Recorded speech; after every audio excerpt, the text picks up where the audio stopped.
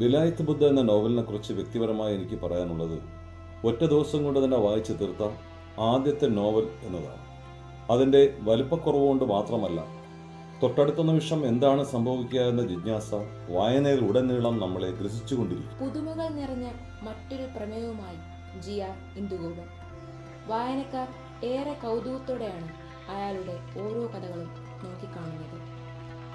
Vilayath ബുദ്ധയിലെ double Mohanan പൃഥ്വിരാജിലൂടെ എത്രമാത്രം ഭംഗിയും ഭദ്രവുമാകുമെന്ന് കാത്തിരിക്കുകയാണ് വായനക്കാരും മറ്റു പ്രേക്ഷകരും. ബുദ്ധനെ കൊത്തിയെടുക്കാൻ പാകത്തിന് ഏറ്റവും ലക്ഷണമൊത്ത ചന്ദനത്തെ തേടിയതുപോലെ വിലായത്ത് ബുദ്ധയിലെ ഓരോ കഥാപാത്രങ്ങളെയും സംവിധായകൻ കൃത്യമായി കണ്ടെത്തിയിട്ടുണ്ടാകുമെന്ന് കരുതാം. മറയൂർ മലമുകളിലെ ചന്ദനമര കള്ളക്കടത്ത് മാത്രമല്ല പ്രമേയമെന്ന് നോവൽ വായിച്ചവർക്കറിയാം. എഴുത്തുകാരൻ ചിലയിടങ്ങളിൽ മനോഹരമായി ഒരുക്കി വച്ചിട്ടുള്ള സിംബോളിക് പ്രയോഗങ്ങൾ സിനിമയിൽ ഏത് രീതിയിൽ ചിത്രീകരിക്കപ്പെടുമെന്ന് കാത്തിരുന്ന് കാണാം.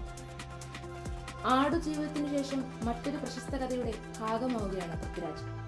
ഇന്ദുഗോപനും രാജേഷ് പിന്നാടനും ചേർന്ന് തിരക്കഥ ഒരുക്കിയിരിക്കുന്നു. സംഗീതം ജേക്സ് ബിജോയ്, സംവിധാനം ജയൻ നമ്പ്യാർ.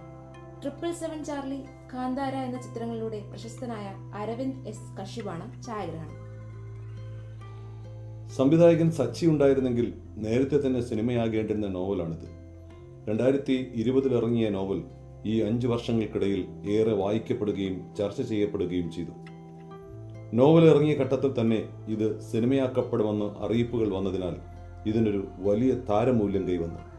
വിലായത്ത് ബുദ്ധ എന്ന ചന്ദനമരത്തിൻ്റെ മൂല്യം പോലെ തന്നെ. അതുകൊണ്ട് തന്നെ ഈ സിനിമ മലയാളി പ്രേക്ഷകർ ആഘോഷിക്കുക തന്നെ ചെയ്യുമെന്നതിൽ സംശയമില്ല. ആദ്യ ഷോ കാണാൻ ഞാനും കാത്തിരിക്കുന്നു.